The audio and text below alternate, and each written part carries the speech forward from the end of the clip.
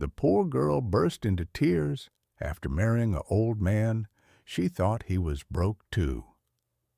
Samantha always dreamed of marrying into luxury, not love, wealth.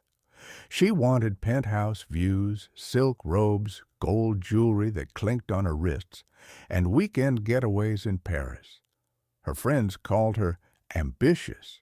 Her mother, more bluntly, called her a gold digger. But Samantha didn't care. She had grown up poor. She had watched her father sell his tools to pay rent, seen her mother skip meals so she and her brother could eat. She swore she'd never live that life again. So, when the opportunity came to marry a man twice her age, she didn't hesitate.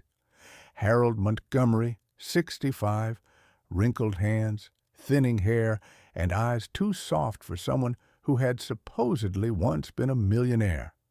Rumors swirled that he had been rich, owned hotels, and dined with senators, but lost everything overnight.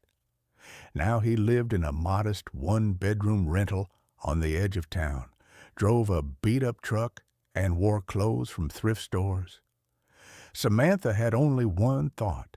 There must be more. Maybe he had hidden accounts, gold bars in the walls, stocks no one knew about. Men like Harold didn't just go broke. They hid their wealth to test loyalty, and Samantha was ready to fake hers. When he proposed, she said yes with wide eyes and a forced smile. Not because she loved him, but because she believed his riches were simply sleeping beneath the surface, waiting to awaken for the right woman. But the wedding was small, too small, just 3 guests. A dusty chapel, no music, no sparkling ring, only a thin silver band he placed on her finger with trembling hands and a soft "thank you." And that's when it hit her. There was no fortune, no secrets, no gold bars. He was broke. The realization slapped her across the face, and as the vows were exchanged, her eyes welled with hot tears, not of joy but frustration. This wasn't the life she had planned. She had married an old man for nothing. After the wedding, Harold smiled gently, touching her hand. "I know I'm not what you imagined," he said quietly, "but I'll try to make you feel safe." Samantha nodded, forcing a smile. She didn't say much. Her mind was racing. How had she miscalculated so badly? The first weeks were unbearable. They lived in a cramped apartment that smelled like mothballs. Harold insisted on cooking dinners, simple meals like rice and beans, or old soup recipes from his late wife's notebook. He spoke kindly to her, always asked how her day was, and even warmed her side of the bed before she came in. But none of it mattered to Samantha. She was cold to him, dismissive, often cruel. What kind of man can't even afford hot water all day? She snapped once, slamming the bathroom door behind her. Harold didn't argue. He simply lowered his head and said, "I'll fix it when I get paid." He worked long hours as a handyman, cleaning gutters, fixing fences, anything that could bring in a little money. Every evening he came home covered in dust, his hands bruised, but still smiled as he walked through the door. "Hey, sweetheart," he'd say, every time, without fail. Samantha didn't respond most nights, until the day her father called. She hadn't heard from him in a while. They were close once, but ever since Samantha chased wealth and dropped out of college to hunt for a rich husband, they'd grown apart. But now his voice cracked on the phone. "Sam, I had to tell you, I'm in remission." "Wait, what?" I thought, "You were doing chemo. You said it wasn't working." "I know, but someone paid for the surgery, the treatment, everything, said it was a gift, an anonymous donation. I tried to find out who, but the doctors said the man refused to leave his name."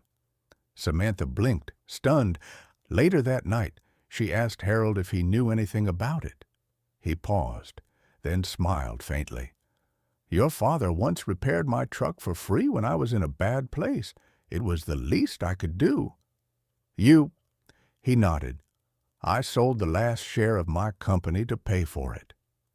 Samantha stood frozen, and for the first time, she didn't see a poor old man. She saw a protector, a quiet giver, a man who sacrificed everything for her family. She turned away quickly, afraid he'd see the tears building in her eyes. The next morning, she made breakfast for him. Not toast from a box, real eggs, fruit, tea. Harold looked surprised. "You didn't have to," he said. "I know," she replied, "but I wanted to." It was just the beginning. She had a long way to go to become the woman he deserved, but she had taken the first step. And neither of them knew just how much that would matter when everything fell apart. Samantha never imagined she'd wake up before dawn to pack a toolbox. Yet there she was, half asleep, pulling together Harold's gloves, wrench set, and thermos of black coffee, his favorite. He shuffled quietly behind her, surprised. "You really don't have to do this, Sam," he said. She handed him his lunch. "I want to. You do it for me every day." Harold gave her a tired smile, one filled with appreciation he didn't put into words. Samantha still wasn't used to the way things had changed. A month ago, she would have rolled her eyes, criticized his beat-up truck, and complained about dinner being too plain. But ever since she found out he'd sold the last of his company's shares to pay for her father's cancer treatment, something inside her cracked open. She had spent years looking for a wealthy man, and somehow ended up marrying a rich one. Just not in the way she first understood. The days were hard. They barely scraped by. Samantha took a job at a thrift store to contribute. Her feet ached at the end of every shift. Her pride stung even more when old friends walked in and looked at her with smug smiles. But she showed up every day because Harold did, and because, slowly, her heart was changing. He never once held it over her what he'd done for her father. He never used it to make her feel guilty or grateful. He simply kept showing up, quiet, steady, loving. But Samantha wasn't blind to the toll. Harold's back hurt more than before. He winced when lifting heavy objects. Sometimes, at night, she'd hear him cough from the kitchen, hiding the sound so she wouldn't worry. She started saving small amounts from her paychecks, just a few bills hidden in a sock drawer, for medicine, for bills, for emergencies. She began cooking dinner instead of waiting for him, cut out unnecessary expenses. She even picked up a second shift once a week. He noticed. "You've been working so hard lately," Harold said one evening as she massaged his aching hands. "I owe you more than I can explain," she replied. He leaned back, eyes closed. "You owe me nothing." But she disagreed, because she remembered who she used to be, the girl who judged a man by his wallet, who scoffed at wrinkled shirts and second-hand shoes, who thought love was luxury and comfort meant money. Now she knew comfort was a warm bowl of soup after a long day, a gentle voice in the morning, and a man who quietly gave up everything for someone else's father. One rainy night, she came home late from work, soaked and exhausted. She opened the door to find Harold asleep on the couch with the space heater running beside him. Their electricity had flickered earlier that week, and she knew the bill hadn't been paid. Her heart broke. She tiptoed over and covered him with a blanket, brushing the thinning hair from his forehead. "I'm so sorry for how I treated you," she whispered, though he was asleep. I was blind. The next day, she offered to sell her designer bag, the only expensive thing she owned, gifted by a man she once dated. Harold refused. "You're already giving me more than I ever asked for," he said. "But I want to give you everything," she replied, "even if it's small." He looked at her then, not just at her, but into her, as though seeing her for the very first time, and for once she didn't feel ashamed. That week she worked harder, cooked more, saved every tip. She even laughed a little when Harold cracked one of his corny jokes at dinner. For the first time, she wasn't counting coins. She was counting moments. But fate has a strange way of testing hearts. And just when Samantha started to believe she could redeem the pain she'd caused, life threw her into a storm that would test every piece of growth she'd earned. It happened at the boutique. A woman screamed. A dress went missing. And within minutes, the store manager pointed directly at her. She stole the $15,000 gown. Samantha's heart stopped. And before she could defend herself, security was called. Samantha couldn't breathe. The moment the words left her manager's mouth, she stole the $15,000 gown. The world tilted beneath her feet. Her co-workers froze. The few customers in the boutique gasped, then slowly stepped back as if theft were contagious. She looked around in disbelief. "What?" Samantha whispered.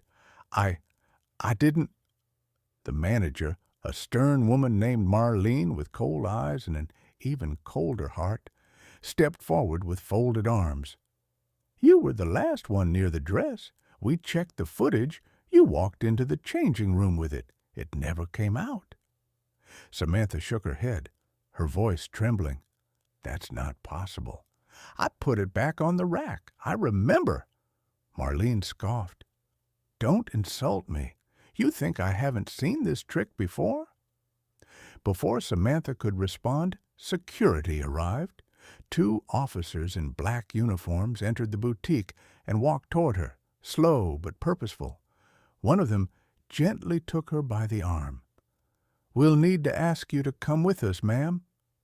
She looked around helplessly, eyes wide and pleading. "No, no, this is a mistake. I didn't steal anything. Please, you can check my bag, check everything." They did, and when they found nothing, Marlene only raised an eyebrow. "She probably passed it off to someone else. We've seen it before. Smooth little scam artists." The phrase stung. Scam artist. It echoed louder than the air around her. As they led her outside in the pouring rain, Samantha looked back toward the store. Her heart pounded in her ears, her thoughts racing. She wanted to cry, to scream, but her pride, what little she had left, kept her silent. They reached the station. Inside she sat shivering in the cold fluorescent light of the interrogation room. Her clothes were damp, her cheeks burned with humiliation. The officers weren't unkind, but they didn't hide their suspicion. "You have a record?" one asked. "No," she replied softly. "Married?" "Yes." "Spouse's name?" "Harold Montgomery." The officer jotted it down, then left her alone. She buried her face in her hands. How did this happen? Life had already been hard enough. Was this her punishment for being selfish? For chasing wealth? For treating Harold like he was disposable? Tears slid down her cheeks. Then the door creaked open, and in stepped a man, tall, handsome, dressed in an expensive navy blue suit with shoes that probably cost more than her entire wardrobe. His jaw was strong, his smile calm but assured. "Miss Montgomery?" he said smoothly. She blinked. "Yes." "I'm here on your behalf." Who are you?" He sat across from her, adjusting the silver cufflinks on his sleeve. "Let's just say, a concerned citizen. I've reviewed the footage. You were framed." "What?" she gasped. He nodded.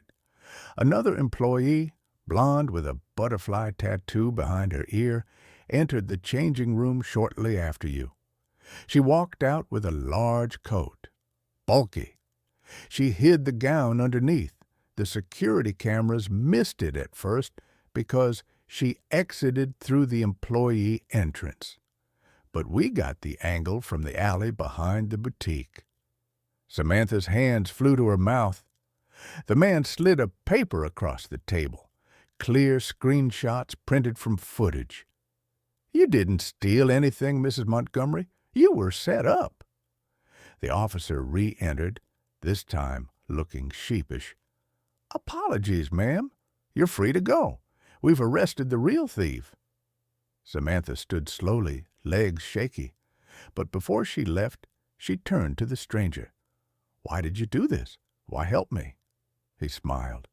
"You looked cute, even while being wrongly accused." Her eyes widened. "Excuse me." "I just happened to be in the boutique. I saw the whole thing unfold. I couldn't let injustice happen to someone who clearly didn't deserve it." She narrowed her eyes. "Still, why really?" He shrugged. "Maybe I like saving people." She stared for a moment, then said quietly, "Thank you." "Truly." As they exited the station into the rain, he turned to her. "Would you like to grab a coffee? Just talk." She hesitated, and for the first time she realized she didn't feel flattered. She felt loyal. "I'm married," she said politely but firmly, "and I love my husband." He raised his eyebrows. "Lucky man." Samantha gave a small nod. "Yes, he is." And with that, she turned and walked away. She didn't look back. She caught the bus home. Rain slid down the windows, and her reflection looked tired, but proud. But nothing could have prepared her for what she saw next. Her street was packed with black luxury cars, parked bumper to bumper, security guards in suits, neighbors peeking through blinds. And inside her tiny home, the same man from the police station, sitting in her living room. She dropped her bag. Panic surged through her chest. "Harold," she shouted, "where's my husband? What is this?" The man stood and slowly smiled. And then he said words that made her knees buckle. "Samantha, it's me." Samantha couldn't move. She stood frozen at the doorway, soaked from the rain, heart pounding in her chest like a drum. The man in her living room, the one who had saved her at the police station, who had smiled at her with calm confidence and expensive cologne, was now looking at her with eyes she knew too well. Harold's eyes. "You're lying," she breathed. "I'm not," he said gently. "No, this is a trick. Harold is old. He has gray hair and crooked teeth, and he walks with a limp." The man stepped closer. "I never limped, Sam. I just slowed down so you wouldn't feel pressured to keep up." Her breath caught. He smiled again, soft this time. "Familiar?" And then he reached into the breast pocket of his jacket and pulled out a thin silver ring. Her wedding ring, the exact one he had slid onto her finger in that dusty chapel. No diamonds, no sparkle, just the band of a promise she didn't fully understand back then. "You wore this," he said, "not knowing who I really was, and I wore it knowing exactly who you were." She took a step back, eyes burning. "This is some cruel joke." "No," he said, "this is your truth." Her legs gave out, and she collapsed onto the armrest of their worn-out couch. "How?" she asked, voice breaking. "Why?"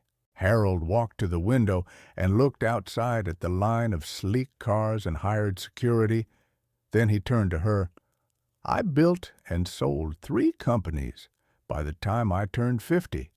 I had more money than I knew what to do with. But I also had pain. A failed marriage, a heart attack that reminded me how mortal I was. I watched people love me for my wealth, not for who I was. When I met you, I knew. Knew what?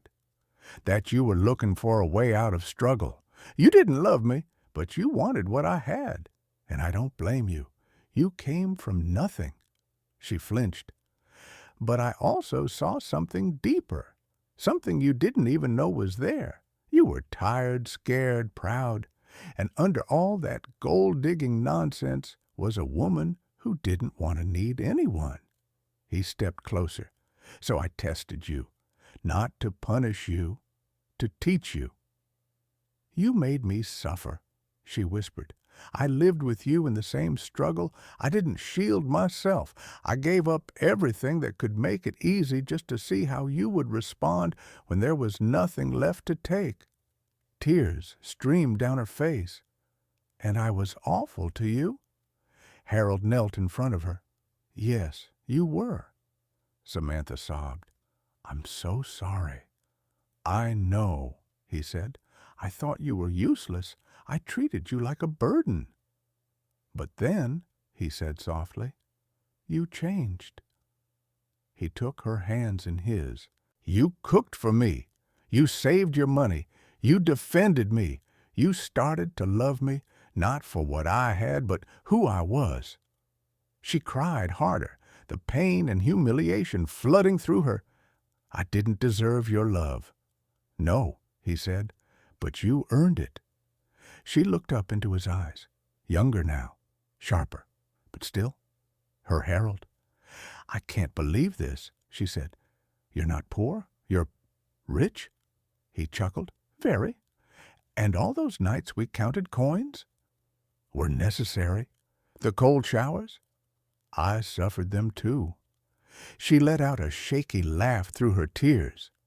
Why today? She asked. Because today you proved something, he said. When that man offered you comfort, luxury, attention, you turned him down. You told him you loved your husband. You chose loyalty. And that was all I needed to know.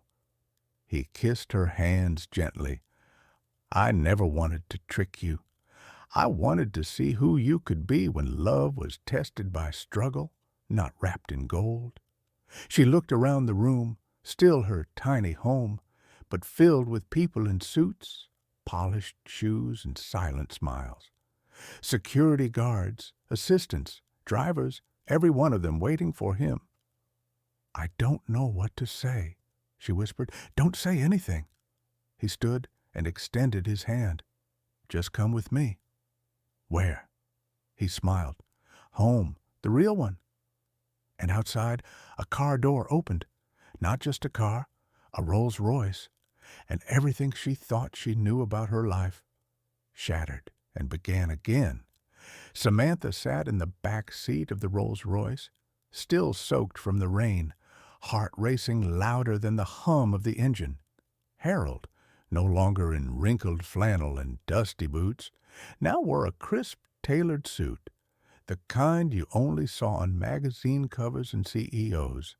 He looked younger somehow, sharper, his posture straight, his hands steady. The same man, yet not at all. She kept glancing at him, as if he might disappear, as if this might still be a dream or a test she hadn't finished failing. He looked over, his tone soft. You okay? She nodded slowly. Just trying to understand how I went from boiling rice over a broken stove to riding in a car that probably costs more than my childhood home. He gave her a small smile. Life moves fast when truth arrives. They drove through neighborhoods she had only seen in passing, past iron gates, endless lawns, water fountains taller than trees, and then, finally, the car turned down a long private road.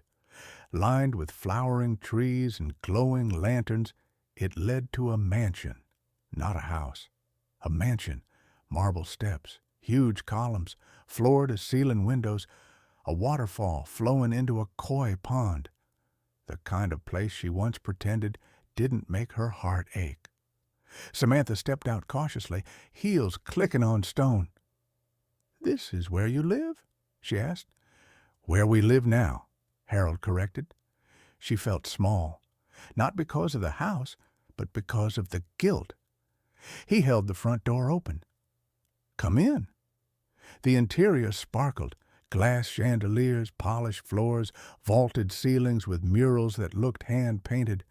Everything was quiet, clean, timeless. Samantha's throat tightened. She remembered snapping at him for burning toast, for not fixing a squeaky faucet fast enough. She remembered slamming doors and sleeping with her back to him while he worked overnight shifts just to keep their power on. And here he was, the man who could have bought anything, choosing instead to suffer beside her. "I don't deserve this," she whispered. Harold stood beside her, voice low. "No, you didn't. Not before. But now you do." Tears welled in her eyes again. "I was horrible to you. You were hurting and lost. I don't excuse it, but I understand it." She turned to him. "I didn't even know you were in pain." "I didn't want you to," he said. "I wasn't testing your patience, Samantha. I was testing your growth. I wanted to know if you'd evolve when the diamonds were gone, when no one was watching, when kindness meant giving without the promise of getting." She stared at him, her heart heavy. "You're a better person than I ever imagined existed," she said. "I'm just a man who loved a broken girl and hoped she could love me back without a mask." She broke down. Right there, in the center of his marble hallway, Samantha wept, not with shame, but with release. "I'm sorry," she said again and again. "I'm sorry for every cold word, every moment I made you feel small." He pulled her close and held her as if she were made of glass. "It's over now," he whispered. That night, he showed her her new room, not because they had to sleep separately anymore, but because she needed space to feel it, to process, to breathe. The closet was filled with designer clothing, her name embroidered into silk robes, a vanity topped with perfume she couldn't even pronounce. But what caught her eye was the photograph sitting on the nightstand. It was a picture of her and Harold, taken during one of their hardest months. She remembered the moment. They were eating instant noodles on the floor after their table broke. She had just laughed at his terrible joke. She hadn't even known he snapped the photo. "I kept it there," he said from the doorway, "to remind me of the moment I first saw who you really were." She turned to him, stunned. "That was the night I apologized for the first time." He nodded. "You apologized, and then you kissed me. You didn't want anything, you just cared. That's the moment I knew you were worth everything." She walked over and wrapped her arms around him, and for the first time, she loved him with nothing in the way. No shame, no greed, no fear. The next morning, she woke up in silk sheets and sunlight and made breakfast just like she used to, because some habits, the right ones, should never change. Samantha stood in the grand kitchen, whisking eggs with hands that still trembled slightly, not from fear this time, but from awe. Just yesterday she was washing dishes in a thrift store break-room sink. Now she was cracking farm-fresh eggs into a pan that probably cost more than her wedding dress. She couldn't believe it. The marble countertop gleamed under the morning light. A vase of white lilies stood beside a silver tray stacked with fresh fruit, but none of it compared to the warmth she felt when Harold walked in wearing a navy robe and a sleepy smile. "You're cooking again?" he asked with a chuckle. She nodded, flipping the eggs. "Don't get used to it. I'm still better at eating." He laughed and kissed her cheek. That simple gesture, so gentle, so full of trust, brought tears to her eyes again. He'd forgiven her, fully, and now she was learning to forgive herself. After breakfast, Harold gave her a tour of the mansion, room by room, a private library with walls lined floor to ceiling in leather-bound books, a greenhouse, a recording studio tucked behind a soundproof wall, and finally a locked door at the end of a marble hallway. He handed her a key. "What's this?" she asked. "I built this room years ago for my future, for someone I'd trust enough to share it with." Samantha unlocked the door slowly. Inside was a large space filled with design sketches, fabrics, mannequins, sewing machines, an entire fashion studio. She gasped. I don't understand." "I saw the way you looked at clothes," Harold said. "Not with greed, with vision. You wanted to create something. I did a little digging. You used to sketch dresses when you were younger." She blinked. "I haven't drawn in years." "Then it's time to start again." That afternoon, while Harold took a call in his office, Samantha sat at the work table and stared at the blank sketch pad. Her fingers hesitated, then moved. Slowly, a soft curve, a collar, a waistline, and before she knew it, there it was, her first dress design in years. It wasn't perfect, but it was hers. That night, they ate dinner under a chandelier of crystal and candlelight. Harold poured wine and smiled across the table like they were newlyweds. "Do you think people can really change?" Samantha asked softly. "I think people can grow," he replied. "Change is temporary. Growth sticks." She looked down. "I don't want to go back to who I was." "You won't," he said. "You've already become someone better." But just as she was beginning to settle into her new life, guilt still whispered at her at night. Could she really erase the way she had once treated him? Could love make up for months of coldness, cruelty, selfishness? She needed to give more than apologies. She needed to prove her love with action. So she began small, helping with Harold's business meetings, taking notes, organizing files, learning his operations.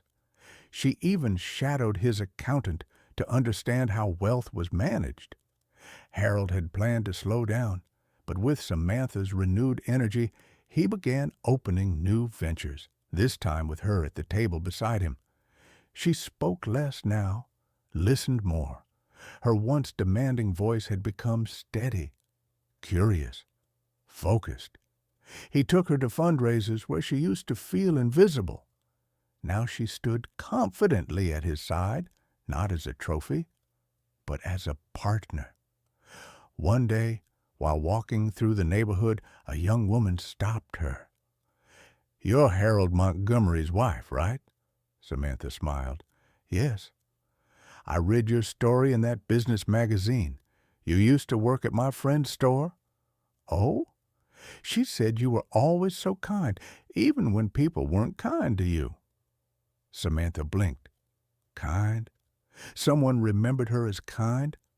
She walked back home with tears brimming again, but this time they weren't from shame. They were from hope, because she wasn't just living a new life.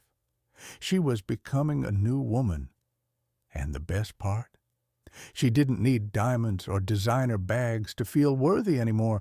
She just needed her truth and Harold's love. It had been 3 months since Samantha stepped into the life she never imagined she'd live, not just as the wife of a wealthy man, but as a woman finally becoming her best self.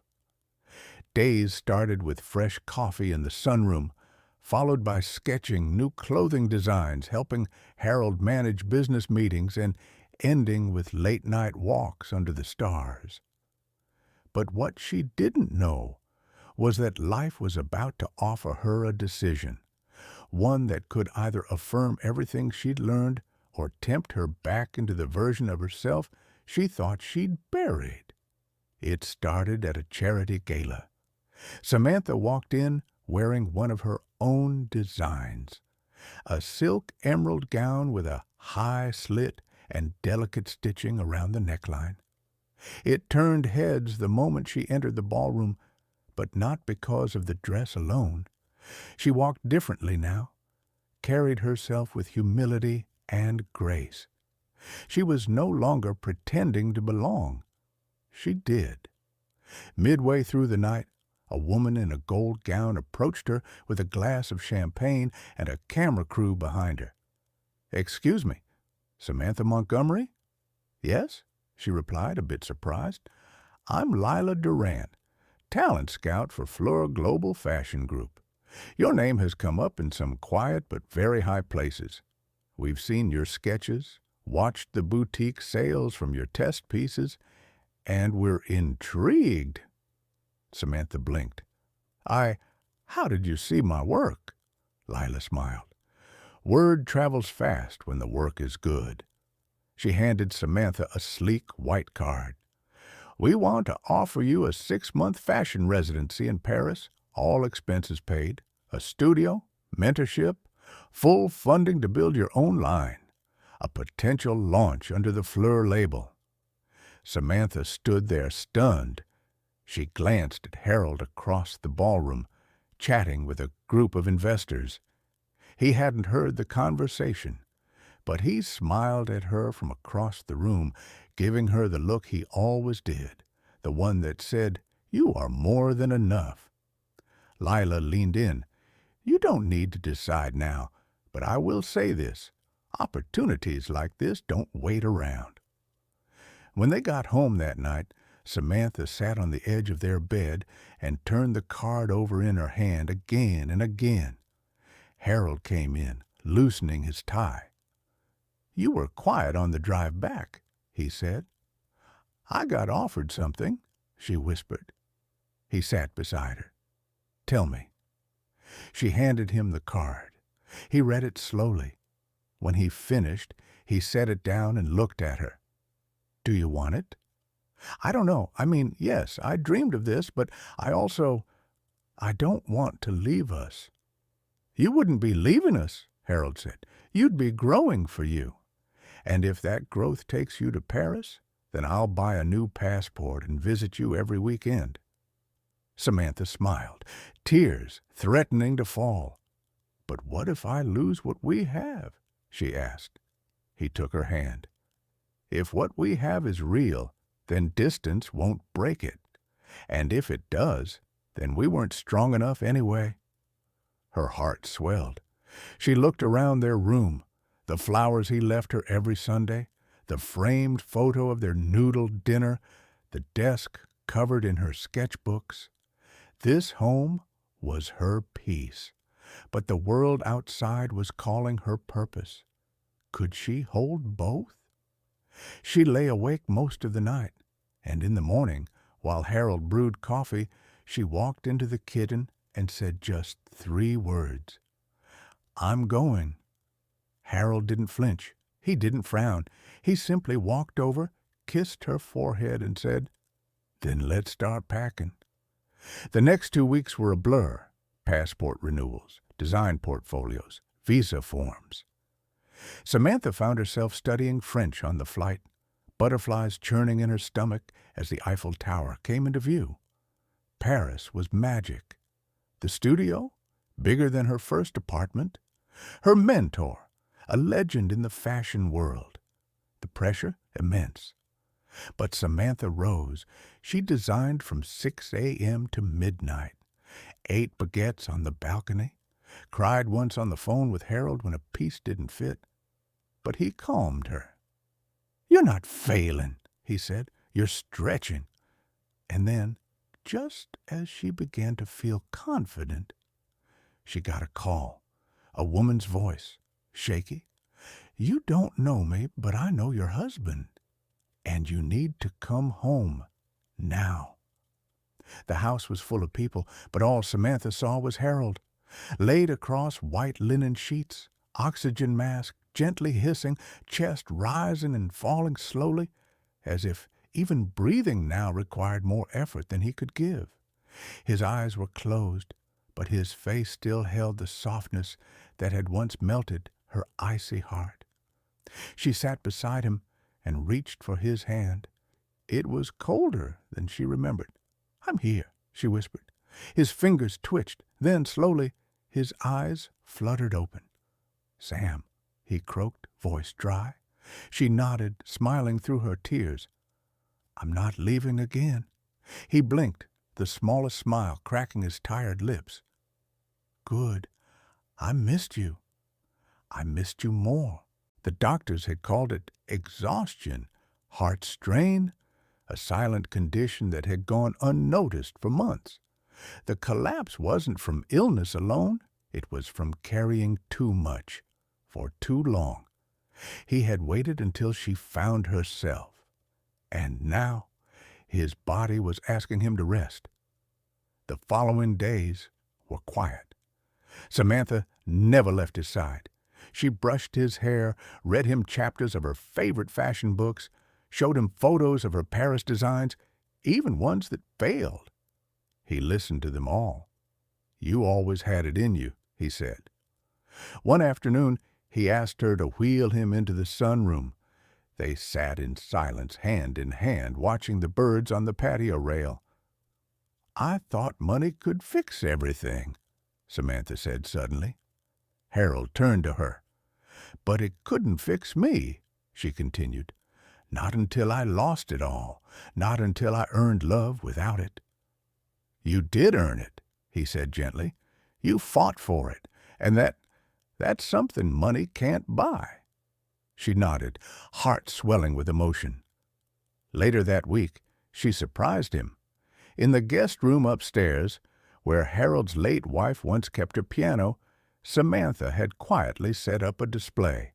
Sketches, fabric swatches, a few finished pieces. At the center, on a mannequin, stood the dress she had once drawn the morning after moving into the mansion. He rolled in slowly, eyes wide. "You made all this?" She nodded. "I wanted you to see what we built." He looked at her, voice shaking. "This isn't just fashion. This is your heart." "It's ours," she whispered. That night, she curled into bed beside him, her head resting against his shoulder. "If I lose you," she started. "You won't," he whispered. "But if I do," she said through tears, "know this. Every moment you gave me made me who I am." He kissed her forehead, his voice barely audible.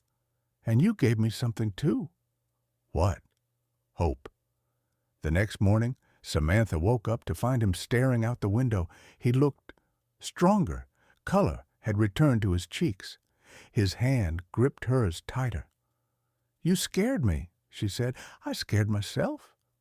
They laughed, a small, tired laugh. But that laugh echoed louder than any applause she had received in Paris. And then something unexpected happened. A letter arrived, hand-delivered, gold seal.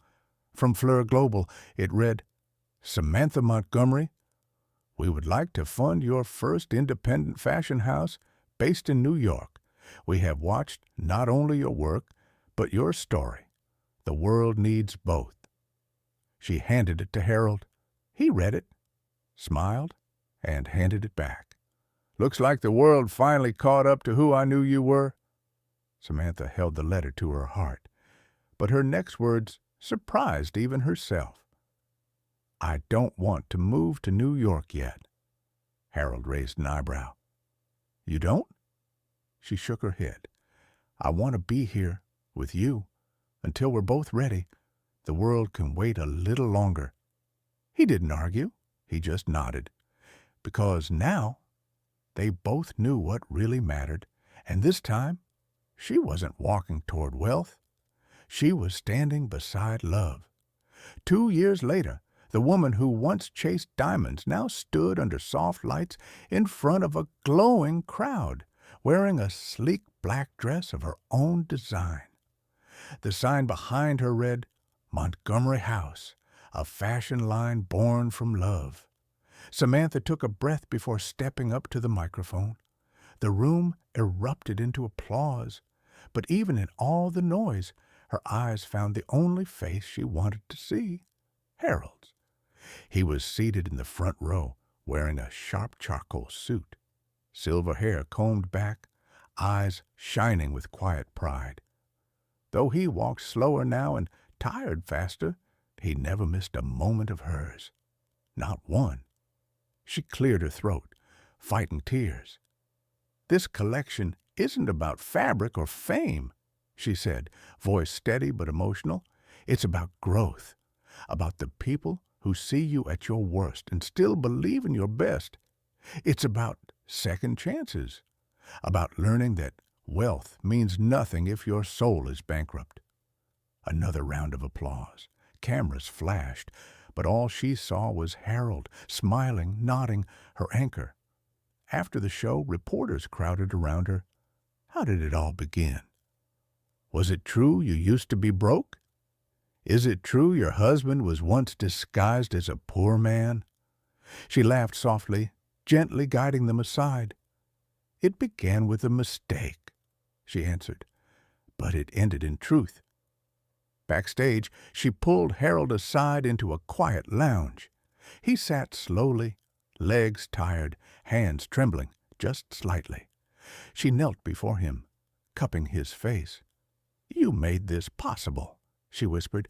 "You gave me love when I deserved it least." He chuckled, brushing a lock of hair from her face. "And you gave it back when I needed it most." Tears welled in her eyes. "I love you, Harold, not because of what you have, but because of what you never stopped giving."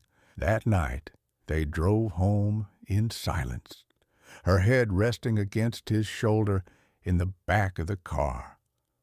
The city glowed behind them, but neither of them needed lights to see what really mattered anymore. At home, she kicked off her heels and walked barefoot across the marble floors of the house that once overwhelmed her. Now, it just felt like home. Harold sat in his favorite chair by the window. She brought him tea just the way he liked it, strong, no sugar. They sat watching the rain, a storm rolling gently over the hills beyond their estate. He reached for her hand. "You know," he said, "there was a time I thought I'd never be loved again." "You were always worth loving," she replied. "But I needed you to see me when there was nothing to give," he said, "because that's where the real love is, not in giving gifts, but in giving grace." Samantha kissed his hand, pressing her forehead to his knuckles. "I didn't know what love was until you gave it to me without expecting it back." Later that week, they received a letter from the city council. Harold had been anonymously donating to rebuild community shelters for years, and now the council wanted to name the newest shelter after him. He refused. "Name it after her," he said. "She's the one who knows what it means to survive." And so it was. The Samantha Grace Shelter for Women and Families opened just 6 months later, and on the opening day, she stood at the ribbon with Harold beside her, both of them beaming. Reporters called her a reformed gold digger, but Samantha didn't care about the headlines anymore. She had learned that love doesn't always arrive wrapped in silk and jewels. Sometimes it knocks on your door in worn shoes and tired eyes, offering not diamonds, but devotion. And if you're wise enough to stay, to grow, to love back, you find the kind of riches no one can ever steal.